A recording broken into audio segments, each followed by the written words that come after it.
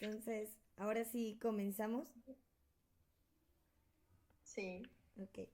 Eh, Juliet, por favor, preséntate. Eu vou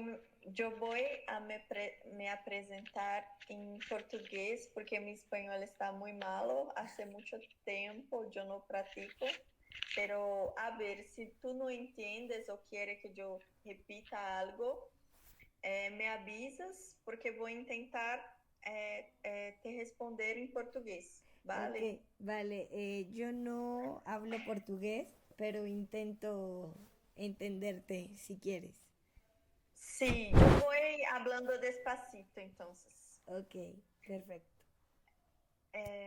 Meu nome é Júlia Siqueira, eu tenho 24 anos, eu sou brasileira, estou falando do Brasil.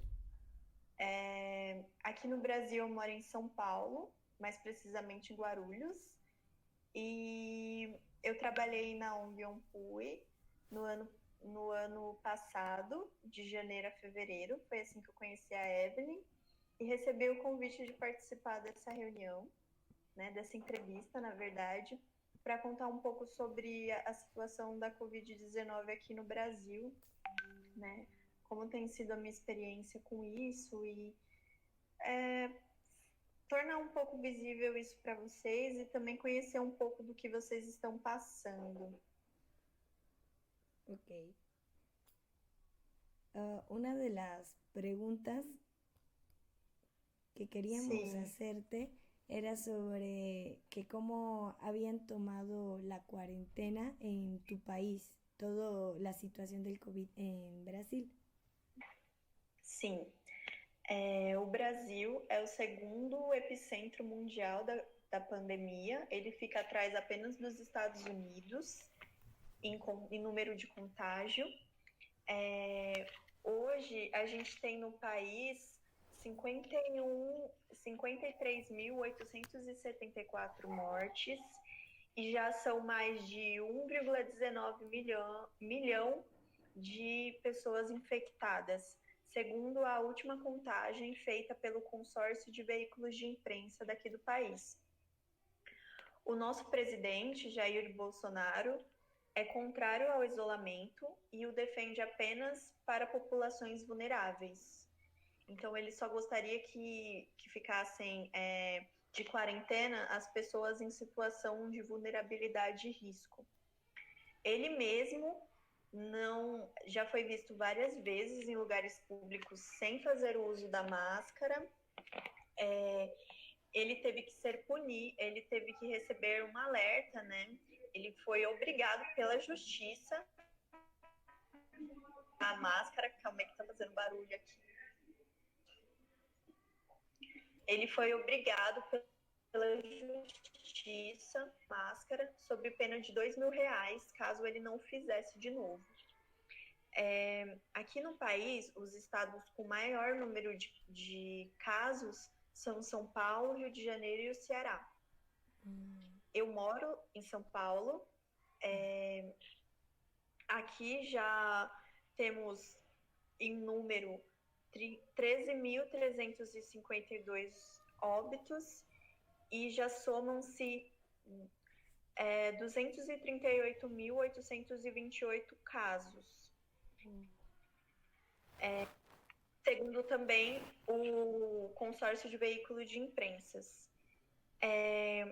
Uma pesquisa realizada pela Prefeitura de São Paulo, da cidade de São Paulo, ela apontou que teriam sido 1,16 milhão de casos de pessoas diagnosticadas como infectadas até a data que foi realizada. Essa pesquisa foi feita há 2 dias atrás. E esse número que a pesquisa mostrou é 10 vezes inferior ao registrado oficialmente, o que quer dizer que os casos podem estar sendo subnotificados, né? Não estão fazendo uma contagem certa ou equivalente do que realmente está acontecendo. A quarentena aqui em São Paulo, como você perguntou, ela acontece desde o dia 24 de março e ela foi mais rígida até o dia 31 de maio. Agora, em junho, a gente tem vivido uma flexibilização da quarentena. E semana que vem já estão estudando de flexibilizá-la ainda mais. E bom, como eu tenho vivido a quarentena, eu me formei no ano passado e eu voltei a morar na casa dos meus pais. Antes eu morava no interior e eu voltei para cá seguindo aquele script, né, de recém-formado, procurar emprego. E agora, com esse cenário da crise econômica, dos cortes de contratação, tem sido muito difícil, né, esse cenário. Eu estou um pouco desesperançosa, na verdade. Eu e muitos jovens, né, temos passado por isso. E é um pouco... Não é o que a gente bem esperava acerca dessa situação, né? A minha família, eles têm um pequeno negócio. Agora, com a flexibilização, eles começaram a abrir esse pequeno negócio deles. O horário permitido aqui é das 11 às 1 da tarde. E eu tenho muito uma memória assim do começo da quarentena, quando estavam estudando aqui no país ainda como iam fazer ela, da chegada da minha mãe de viagem. Ok. Sabia direito o que era isso, né? Qual a dimensão, um inimigo desconhecido. E como ela tem um quadro asmático e ela tinha que passar pelo aeroporto, que era um dos focos de contaminação, assim, a gente lembra que a gente ficou muito preocupada. Acabou que não aconteceu nada, mas foi uma memória muito, assim, que me marcou do começo, assim, da quarentena, né? De uma vivência que eu tive. Ok. Entonces, lo que me comentabas de tu familia, Sim. en Brasil, ¿cómo pues cómo se ha visto afectada desde tu punto de vista en general todas las familias brasileñas con este problema? Bem, como te disse, as pessoas aqui, elas estão sendo demitidas, né? Tá tendo uma crise econômica junto com a crise na saúde e muitas das pessoas tiveram que deixar os seus trabalhos. Aqui o governo ele tomou uma medida assistencialista que eles chamam de auxílio emergencial. O auxílio vale R$ 600 e ele não tem muita gente que precisa muito e não recebe. E também tem, então, as pessoas mais pobres, né, acabam tendo maiores dificuldades ainda, porque,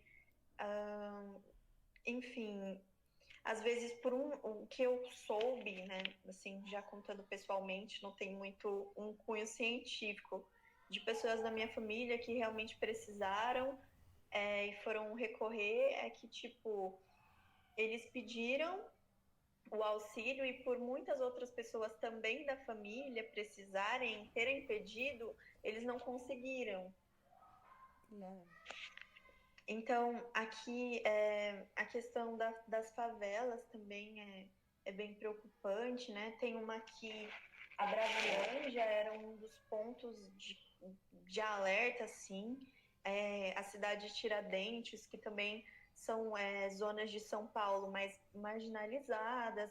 Então, a gente percebe que esses lugares, eles apresentam diretamente, quanto maior o índice de marginalizada, parece que maior é o número também de casos. Claro. E aqui, enfim, meus pais trabalham em um pequeno negócio. E o que se vê também é que as pessoas não estão respeitando muito a quarentena, porque o que eles falam é que, por exemplo, eles vendem meia e guarda-chuva, não são itens essenciais. E as pessoas estão saindo na rua para fazer compras de itens não essenciais, sabe? Comprar moletom, comprar roupa, eles falam que as pessoas estão indo e estão perguntando para eles onde eles podem comprar. Então, acredito que também as pessoas, de um modo geral, também não estão conseguindo cumprir mais com a quarentena. Ok. Ok, Yuli,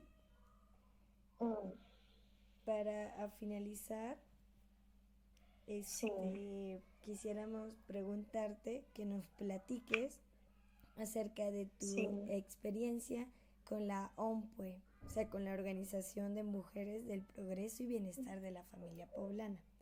Pero antes nos gustaría que, si se pudiera, fuera en inglés tu respuesta. Nossa! E espanhol, eu vou fazer as duas e você consegue cortar o áudio?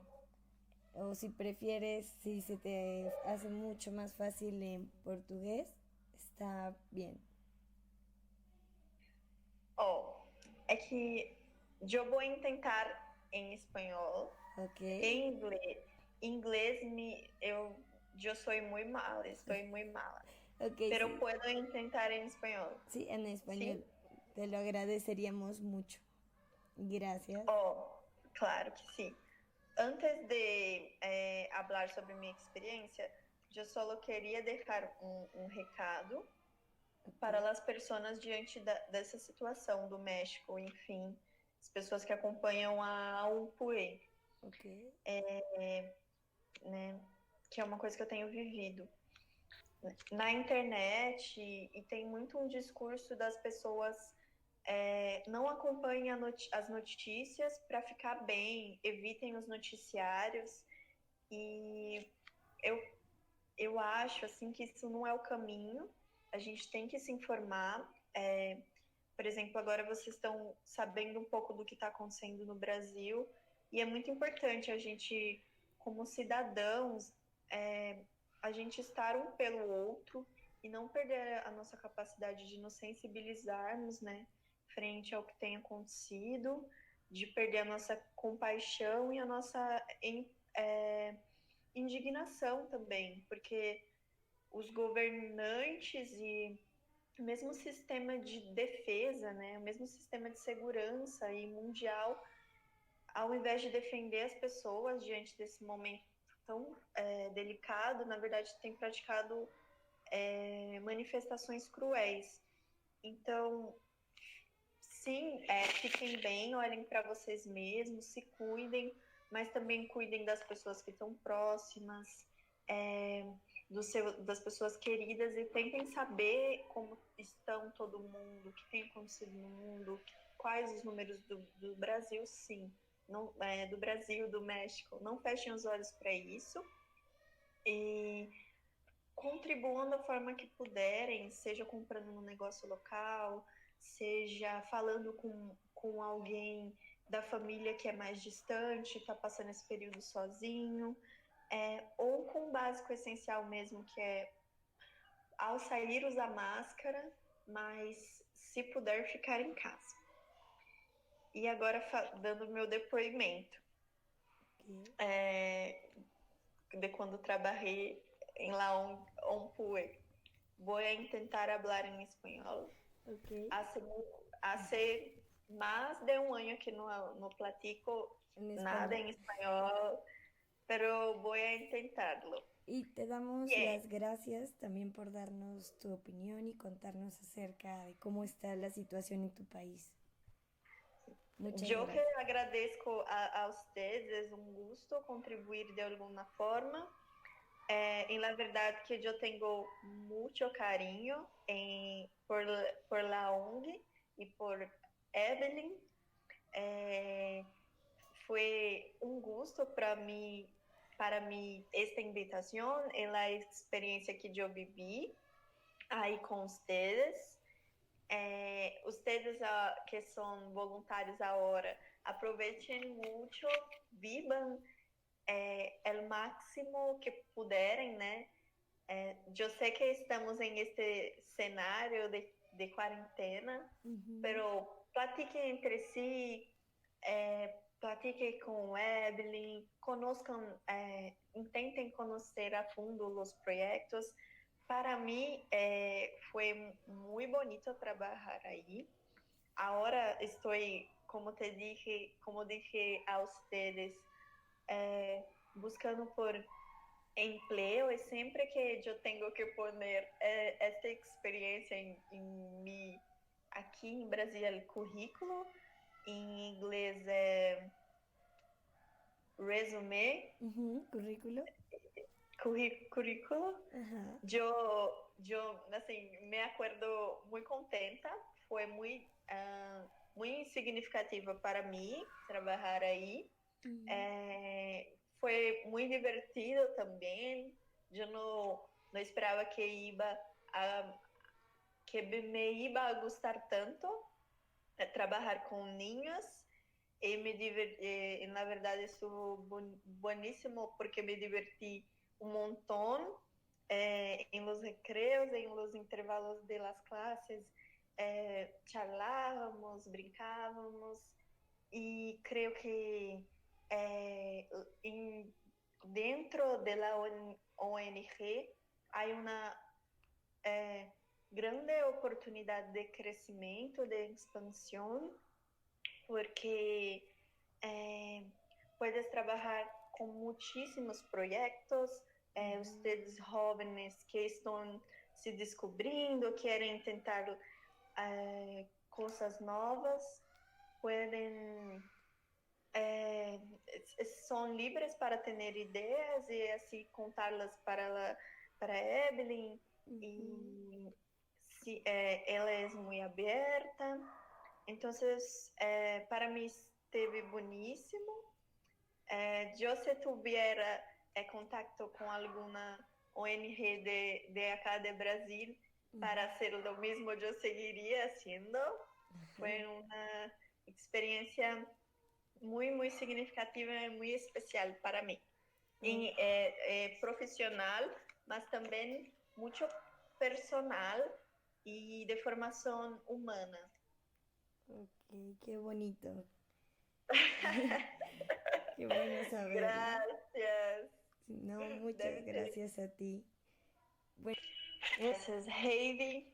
Un placer. Encantada de conocerte. Hasta luego. Que esté muy bien, ¿ok? Igualmente que estés muy bien y todo en tu país mejore pronto. Sí, así también deseo para ustedes. Adiósito. Meu hasta logo, adiósito. Un gusto, adiós.